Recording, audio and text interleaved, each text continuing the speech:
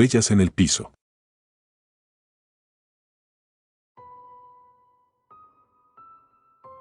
El sonido del ventilador industrial resonaba en el silencio pesado de la sala de embalsamamiento. Era mi turno nocturno, como siempre, un trabajo solitario y rutinario que muchos evitarían. Me gustaba la calma del lugar, la ausencia de preguntas y las respuestas claras que los cuerpos ofrecían. Todo tenía una explicación, un motivo, al menos, así lo pensaba hasta esa noche. Había terminado de preparar el cuerpo de una mujer que había fallecido en un accidente automovilístico. Su rostro, que había sufrido múltiples lesiones, requería un trabajo minucioso para devolverle algo de dignidad antes de que su familia la viera. Trabajé durante horas, ajustando cada detalle. Cuando finalicé, lavé mis manos y me retiré a la sala de descanso para tomar un café. El reloj marcaba las 2 de la mañana. La sala de descanso era pequeña, equipada con una cafetera vieja, una mesa de metal y una silla chirriante. Me senté, dejando que el aroma del café llenara el aire. Mis pensamientos vagaron por lo cotidiano hasta que un ruido suave me devolvió a la realidad. Era un goteo, como agua cayendo sobre el piso de baldosas. Al principio lo ignoré, suponiendo que se trataba de una fuga en alguna tubería, algo común en un edificio tan viejo como ese. Sin embargo, el sonido se volvió más persistente, casi rítmico. Dejé mi taza y regresé a la sala principal. Lo que vi hizo que mi corazón se detuviera por un momento. Había huellas en el piso. Eran marcas húmedas, claras como el día, que se alejaban de la mesa de embalsamamiento donde había dejado el cuerpo. Las huellas se extendían hasta la puerta principal. Me congelé, tratando de encontrar una explicación lógica. Quizás alguien había entrado sin que me diera cuenta. Pero eso era imposible. La puerta principal estaba cerrada con llave, y yo tenía la única copia en mi bolsillo. Fui hasta la mesa, esperando encontrar el cuerpo tal como lo había dejado. Pero no estaba, la mesa estaba vacía. Un frío me recorrió la espalda. Revisé las cámaras de seguridad desde mi teléfono, buscando alguna explicación. Los videos mostraban exactamente lo que esperaba ver, yo saliendo de la sala, pero nada más. Ninguna figura, ningún movimiento, ningún indicio de que alguien hubiera entrado. Las huellas, sin embargo, seguían ahí. Seguí las marcas con cautela.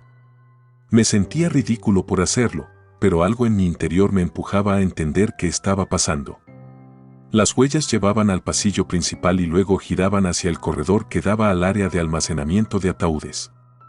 Las luces parpadeaban levemente, algo que atribuía a la vieja instalación eléctrica. Respiré profundo y empujé la puerta. El cuarto estaba en silencio absoluto y el aire era más frío de lo normal. Miré alrededor, buscando algo fuera de lugar, pero todo parecía estar en su sitio. Justo cuando me giraba para salir, escuché un ruido suave, como un susurro. No pude distinguir las palabras, pero el sonido era claro y provenía de un rincón oscuro del cuarto. ¿Hay alguien ahí?, pregunté con una voz que intentó sonar firme, pero que tembló ligeramente. No hubo respuesta, solo un silencio cargado que parecía aplastarme. De repente, una de las tapas de los ataúdes se movió, apenas unos centímetros. Mi corazón latía con fuerza mientras me acercaba lentamente. Con cada paso, sentía que el aire se volvía más pesado. Al llegar, extendí la mano temblorosa y levanté la tapa por completo. El ataúd estaba vacío, pero las huellas seguían. Ahora parecían dirigirse hacia la salida trasera del edificio. Cerré el ataúd y decidí llamar a la policía. Mientras marcaba, la línea se cortó antes de que alguien respondiera. Intenté de nuevo, pero el teléfono no tenía señal. Fue entonces cuando escuché el ruido. Era un goteo, igual que antes, pero más fuerte. Seguí el sonido hasta el vestíbulo, donde encontré un pequeño charco de agua mezclada con algo más oscuro, como sangre diluida. Las huellas se detenían justo frente a una ventana abierta. Una brisa fría movía las cortinas, y juraría que escuché un susurro en el aire: no debiste seguirme. Cerré la ventana de golpe y retrocedí hacia la sala principal, sintiendo que algo invisible me observaba. Mi mente luchaba por encontrar una explicación racional. Quizás era una broma de mal gusto de alguien que conocía mi rutina. Pero nada cuadraba. El reloj marcaba las 3 de la mañana cuando decidí revisar las cámaras nuevamente, esta vez desde la sala de vigilancia. Adelanté los videos hasta el momento en que las huellas aparecieron. Lo que vi me heló la sangre. El cuerpo se movió. En el video, podía ver cómo, lentamente, la mujer que había preparado giraba la cabeza hacia un lado y se incorporaba. Su movimiento era torpe, casi antinatural. Luego, bajó de la mesa y caminó hacia la puerta, dejando las huellas que había seguido. En ningún momento aparecía alguien más en la sala. Era solo ella. De repente, las luces de la sala de vigilancia se apagaron y el monitor quedó en negro. El silencio era absoluto hasta que un golpe seco resonó en la puerta. Me quedé inmóvil, conteniendo la respiración. Otro golpe, más fuerte esta vez. El pomo de la puerta giró lentamente. No esperé a ver qué había del otro lado. Salí corriendo de la sala y me dirigí a la salida principal. La cerradura estaba trabada, algo que nunca había pasado antes. Golpeé la puerta con fuerza, gritando por ayuda, pero el edificio estaba rodeado por un silencio que parecía devorar mis gritos. El golpe en la puerta de la sala de vigilancia cesó, pero ahora el ruido venía de otro lugar. Era un susurro bajo, seguido de un goteo constante. Volví la mirada hacia el pasillo y vi algo que nunca olvidaré.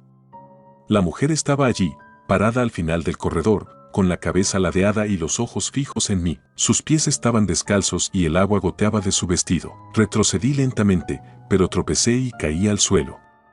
Cuando levanté la vista, ya no estaba. Me puse de pie y corrí hacia la sala principal, buscando cualquier cosa que pudiera usar para defenderme. Agarré una barra de metal y me preparé para lo que fuera. El resto de la noche fue una historia borrosa de ruidos, sombras y una presencia que nunca pude identificar claramente.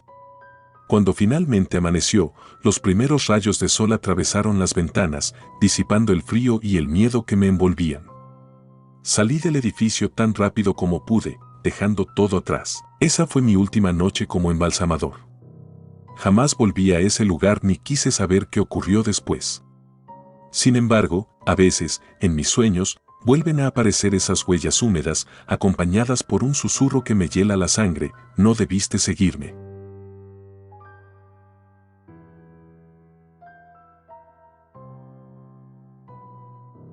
Las luces parpadeantes.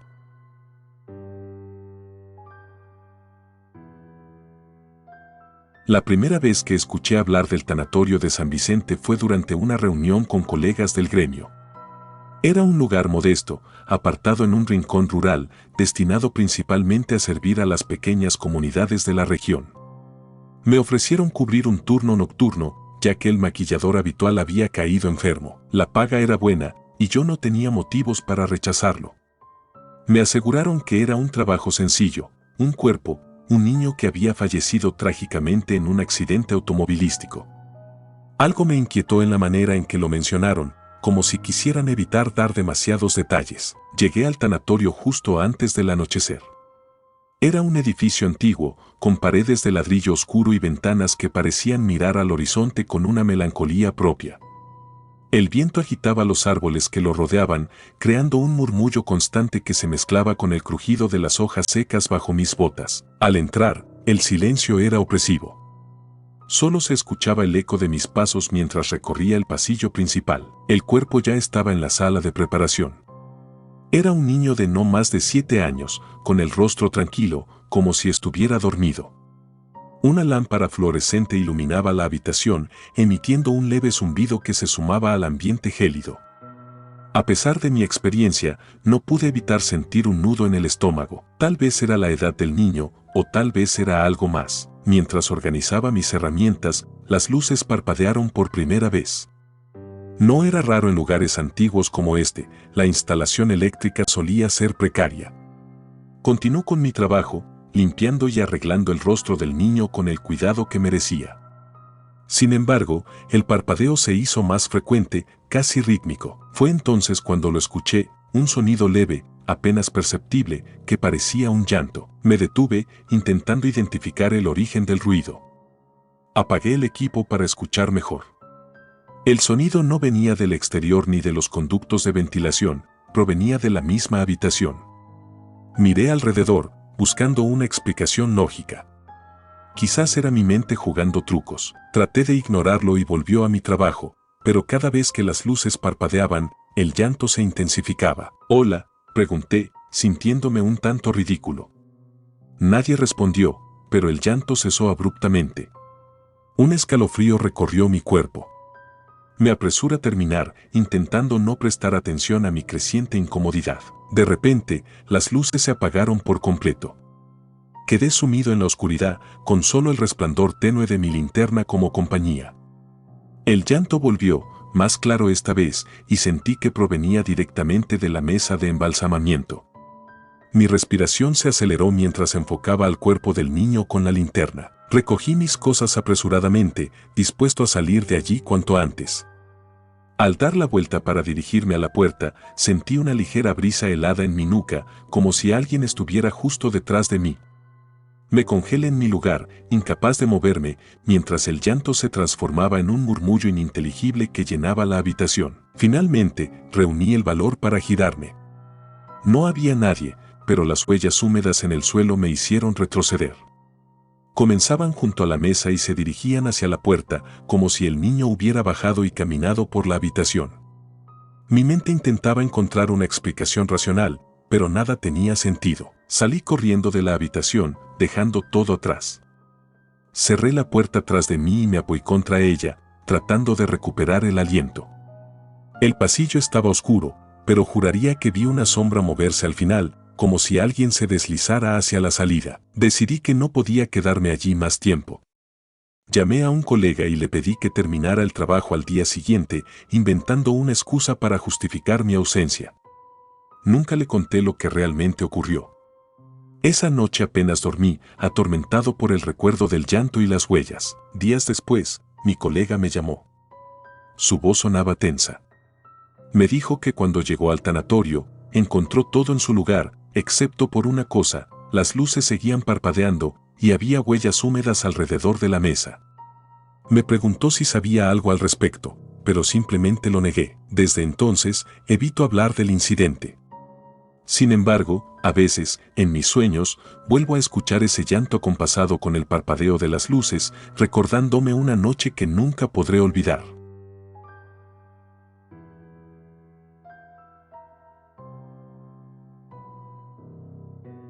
El teléfono que sonó desde el ataúd.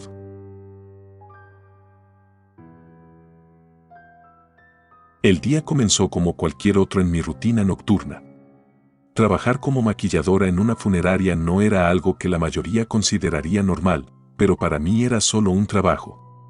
Aprendí a separar la emoción del proceso, tratando cada cuerpo como una tarea más que debía completarse con respeto y precisión. Esa noche, sin embargo, algo no se sintió del todo bien desde que llegué. El aire en la sala de preparación estaba más frío de lo usual, incluso para el ambiente controlado que manteníamos para los cuerpos. Sentí un escalofrío recorrer mi columna al abrir la puerta y encender las luces. Frente a mí, en la mesa de trabajo, yacía el cuerpo de una mujer que había fallecido en un accidente automovilístico. Era joven, de unos 30 años, y su rostro mostraba una extraña mezcla de serenidad y tensión. Me puse los guantes y comencé el trabajo, como siempre. La ficha decía que se llamaba Claudia. La causa de muerte: politraumatismo.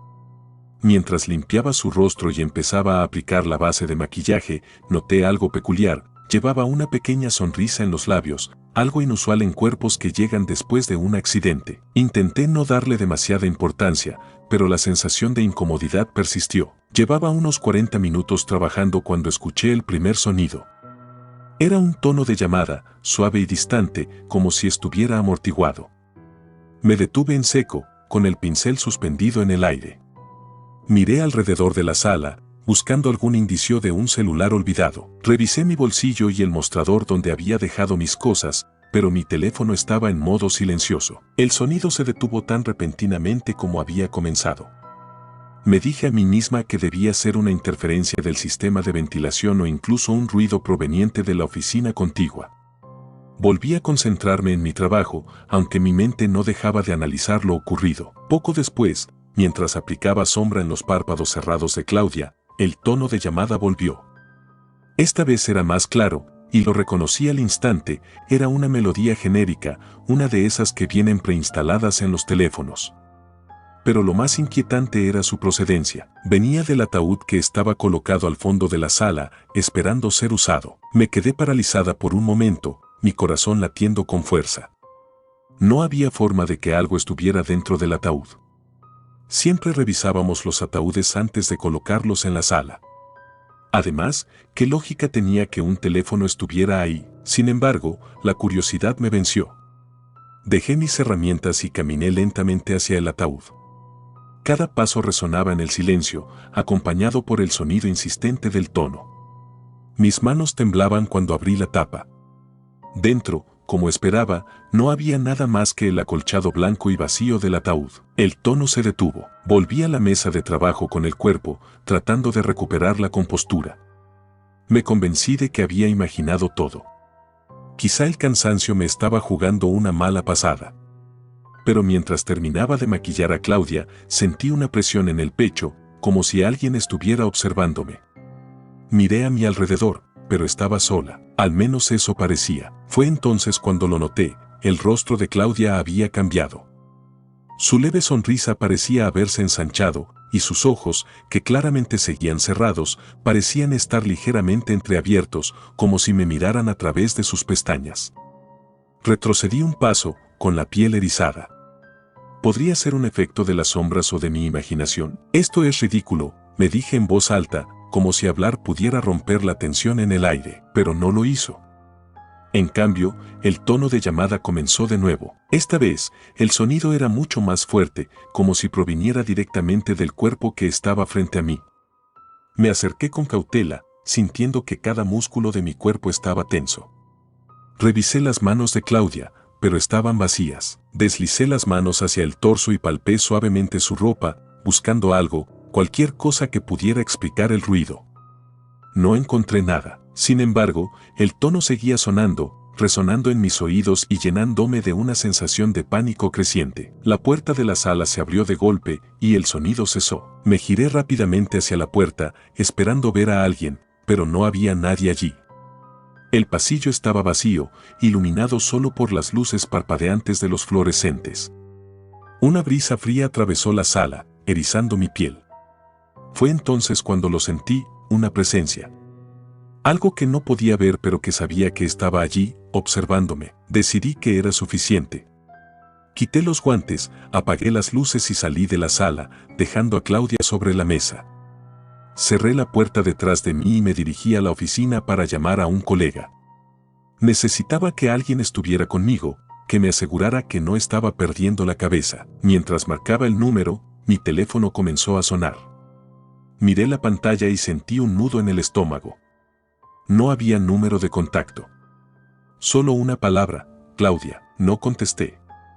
De hecho, dejé caer el teléfono al suelo y retrocedí, con la respiración acelerada. ¿Cómo era posible?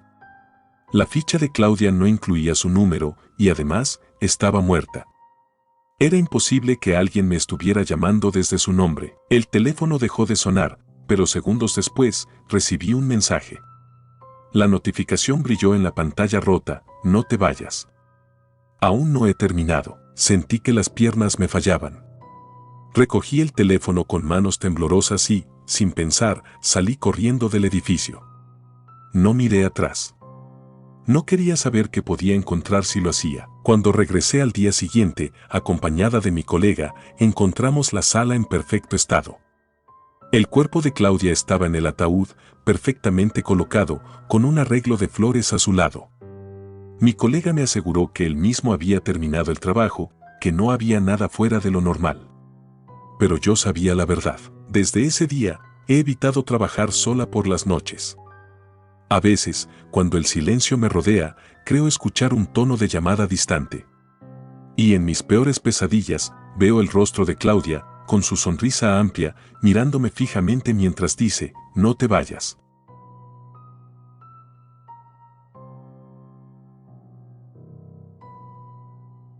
La mirada del muerto.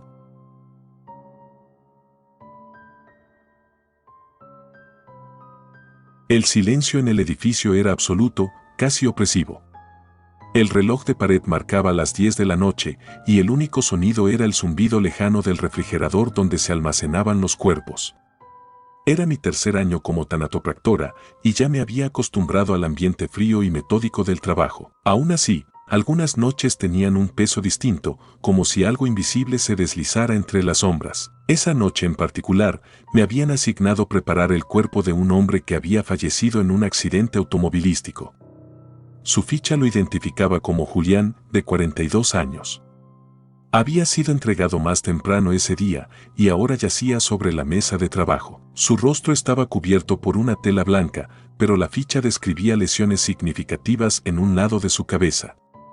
Nada que no hubiera visto antes. Comencé mi rutina con la tranquilidad de quien ha realizado un trabajo cientos de veces. Revisé la ficha, preparé los instrumentos y ajusté las luces para enfocarlas en el cuerpo. Retiré la tela que cubría su rostro, revelando las heridas que debía tratar.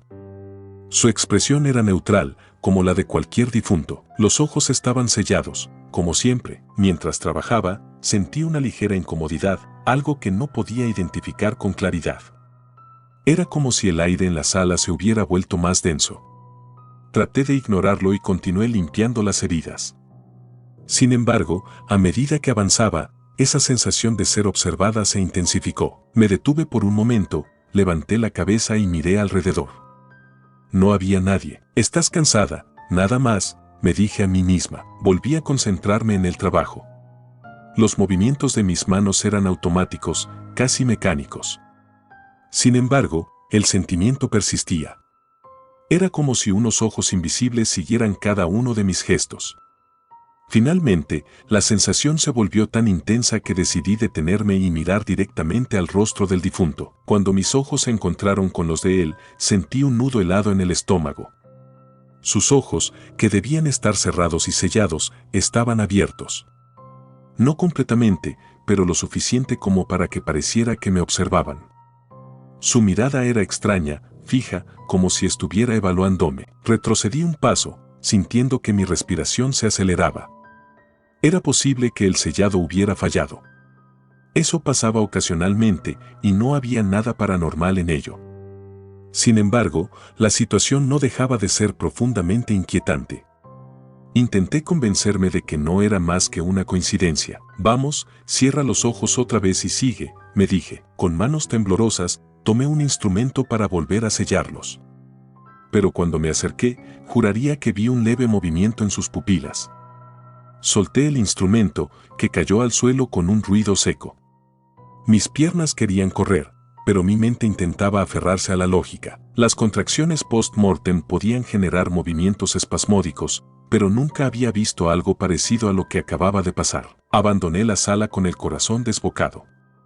Cerré la puerta con un golpe y me apoyé contra la pared del pasillo. Necesitaba calmarme. Era ridículo dejar que mi imaginación me jugara una mala pasada.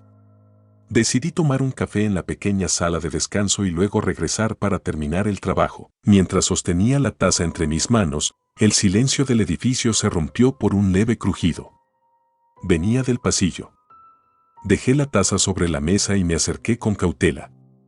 El sonido se repitió, como si algo pesado se estuviera moviendo sobre el piso de baldosas.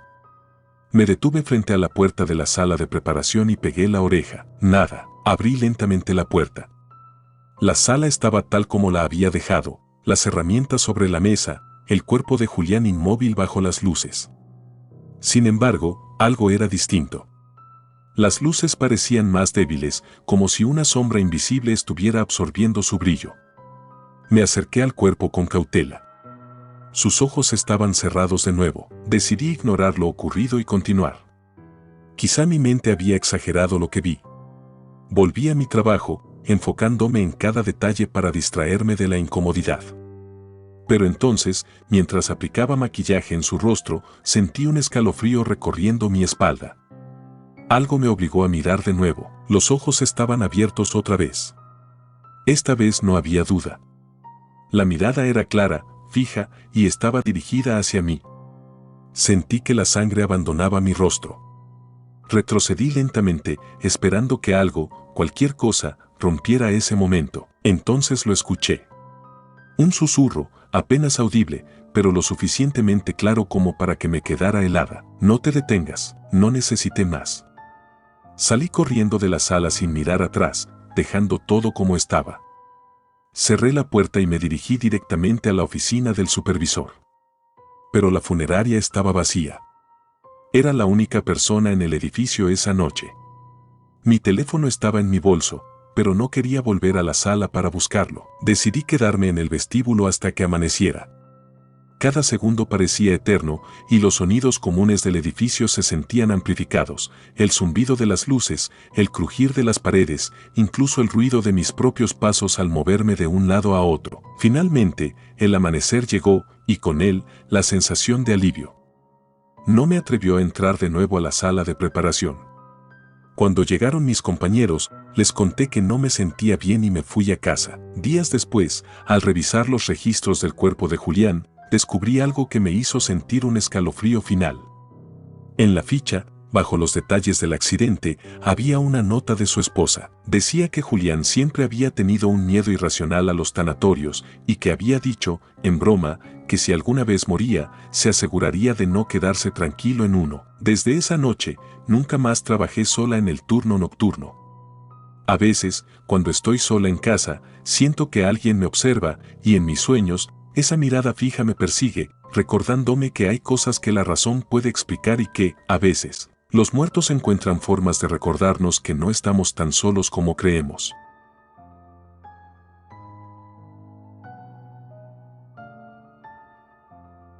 La mujer del espejo.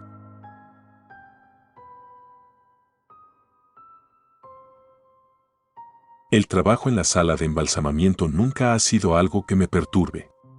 A lo largo de los años, aprendí a desconectar mis emociones y enfocarme en la precisión y respeto que el oficio requiere. Sin embargo, hubo una noche que nunca he podido olvidar, una noche que cambió mi manera de ver mi profesión y, quizá, la realidad misma. Era un martes, uno de esos días lentos donde el tiempo parece alargarse. Había terminado de preparar el cuerpo de un hombre mayor que había fallecido por causas naturales. El proceso fue rutinario: limpiar, vestir, maquillar. Cuando acabé, me dirigí al pequeño lavabo al fondo de la sala para lavarme las manos y refrescarme el rostro. Había un espejo justo encima, uno de esos antiguos con marco de madera oscura y manchas de humedad en las esquinas que le daban un aire casi gótico. Mientras me inclinaba para lavarme, algo en el espejo captó mi atención. Una figura oscura se movió fugazmente por el reflejo, justo detrás de mí. Al principio, pensé que era uno de mis colegas que había entrado sin anunciarse. Me giré rápidamente, pero no había nadie. El aire estaba pesado y el silencio absoluto de la sala se volvió ensordecedor. Me encogí de hombros, atribuyéndolo al cansancio. Volví a centrarme en el espejo, esta vez fijándome en mi propio reflejo. Mi cara mostraba signos de fatiga, las largas jornadas nocturnas empezaban a cobrar su precio. Mientras me peinaba el cabello con los dedos, ahí estaba de nuevo. Esta vez la figura era clara, una mujer con un vestido negro, de pie detrás de mí. Su rostro era pálido, casi translúcido, y su cabello caía lacio hasta sus hombros. Sus ojos, hundidos y oscuros, parecían fijos en mí. Mi cuerpo se paralizó. Traté de girarme, pero el miedo me clavó al suelo. Finalmente, reuniendo valor, me volteé rápidamente y no había nadie. La sala estaba vacía. Sentí un escalofrío recorrerme la columna y el aire pareció enfriarse de golpe. Decidí tomar un descanso. Salí de la sala y me dirigí a la pequeña oficina al lado, donde había una cafetera y un sillón desgastado. Me serví una taza de café, intentando racionalizar lo que había visto. Quizá mi mente me está jugando una mala pasada, me dije. Cuando regresé a la sala, noté algo extraño. La temperatura había bajado considerablemente, lo suficiente como para que mi aliento fuera visible. Ignorando la incomodidad, continué con mi trabajo. Sin embargo, cada vez que pasaba frente al espejo, evitaba mirar directamente. No fue hasta que estaba maquillando el rostro de una mujer joven que volvió a ocurrir. Estaba aplicando los últimos retoques cuando sentí una presión en mi nuca, como si alguien estuviera de pie justo detrás de mí. Con el corazón latiendo descontrolado, levanté la mirada hacia el espejo. Ahí estaba ella de nuevo, pero esta vez, sus labios se movieron.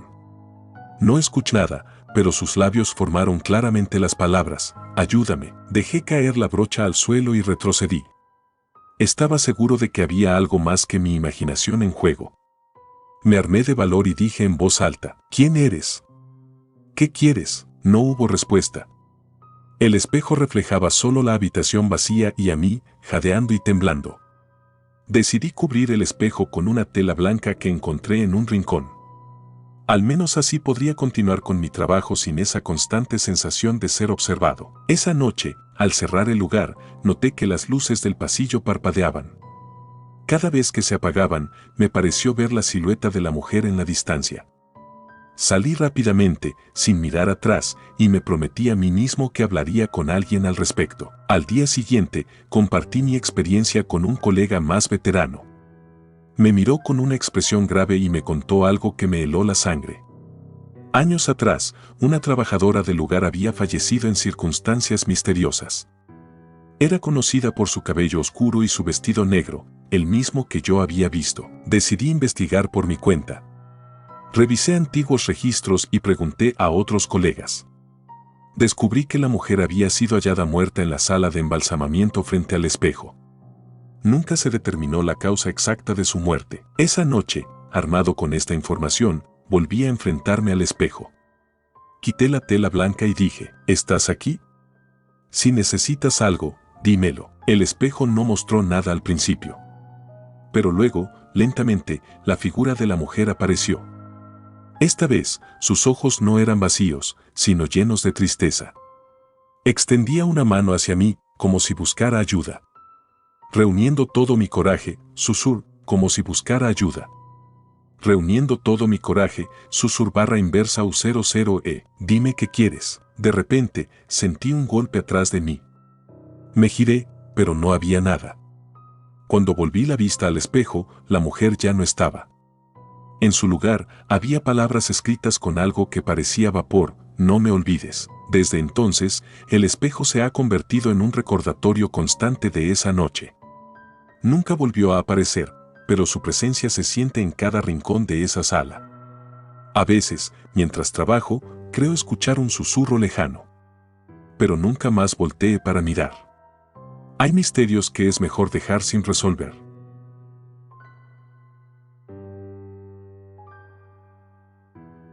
Gracias por tomarse el tiempo de escuchar nuestros relatos de terror, espero y haya sido de su agrado.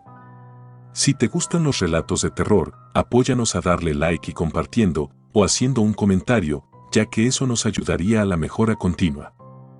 Si aún no estás suscrito o suscrita, los invito a que lo hagan para que no se pierdan de los mejores relatos de terror de Lamentos de la Noche. Gracias por el apoyo y buena vibra.